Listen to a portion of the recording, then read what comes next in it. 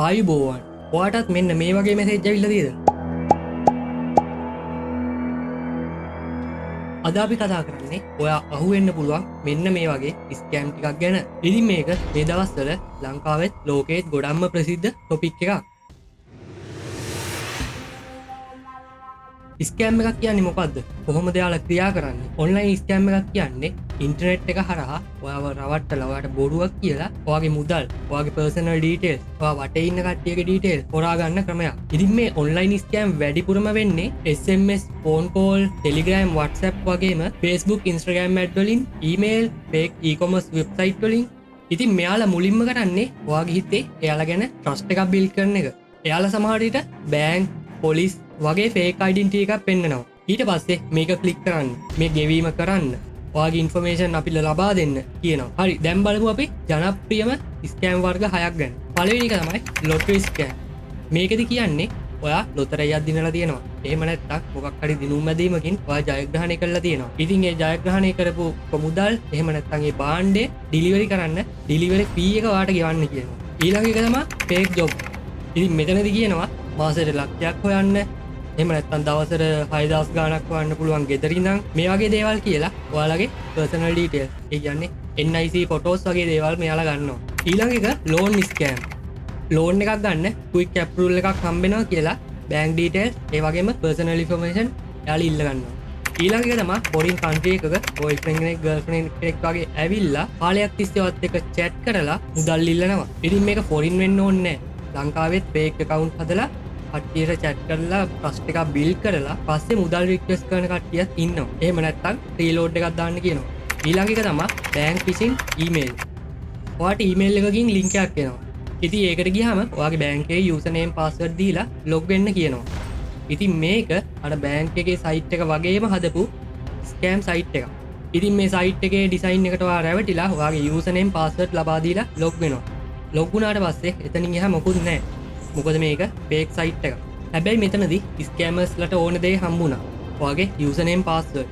ඊළඟට investment scam.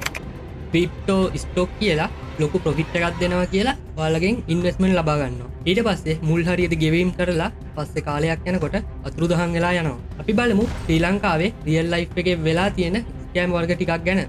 2023 දී Telegram group එකක් හරහා work from home කියලා 1000කට අධික පිරිසක් රවට්ටලා එයාලගේ NIC, selfies, සමහර අයගෙන් bank details පවා ඉල්ලලා තිබ්බා. ඊළඟ එක තමයි mobile recharge scam. ඔයා රුපියල් 500ක රීලෝඩ් එකක් වින් කරා කියලා එයාලා OTP එකක් ඉල්ලනවා. ඊට පස්සේ SIM එකේ ownership එක මාරු කරනවා. හරි, අපි බලමු දැන් scam එකක් කොහොමද detect කරගන්නේ කියලා. මොකක් හරි website එකකට යද්දි ඒකේ URL එක ගැන හොඳ අවධානයෙන් බලන්න. මේ තියෙන්නේ ඇත්තම website එකද කියලා. grammatical errors ඒ වගේම spelling mistake තියෙද බලන්න. මැසේජ් එකකින් ඔයාව බල කරනවා නම් යම් දෙයක් කරන්න දෙපාරක් හිතන්න. බැංක් කම්පැනි වල ලෝගෝස් හරියටම තියෙද බලන්න.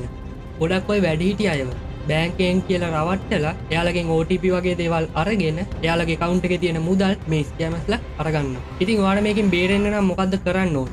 NIC, photos, OTP, bank pin, account password වගේ දේවල් කිසිම වෙලාවක ෂෙයා කරගන්න එපා. ඒ වගේම තමයි නොදන්න link ක්ලික් කරන්න යන්න එපා. නොදන්න නම්බර්ස් වලට පේමන්ට් කරන්න යන්න එපා.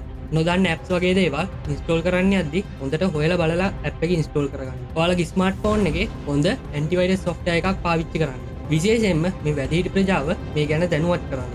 මොකද මේ සම්බන්ධව වැඩිහිටි ප්‍රජාවට තියෙන දැනුම ගොඩක් අඩුයි. ඒ හින්දා ඔයාගේ පවුලේ එහෙම නැත්නම් පවුලෙන් පිට හරි වැඩිහිටියන්න මේ ගැන දැනුවත් කරන්න. ස්කෑම් එකක් දැක්කොත් ඔයා ඒ වෙලේම ස්ක්‍රීන්ෂොට් එකක් ගහගන්න. මොකද මේ ස්කෑමර්ස්ලා අදාළ වැඩේ වුණාට පස්සේ මැසේජස් ඩිලීට් කරගන්න පුළුවන්. සර්ච් ශ්‍රී ලංකාවෙත රිපෝට් කරන්න. ඔයාට ස්කෑම් එක සිද්ධ වුණ ප්ලැට්ෆෝම් එකේ Facebook, Instagram වගේ නම් ඒ අදාළ ප්ලැට්ෆෝම් එකට රිපෝට් කරන්න.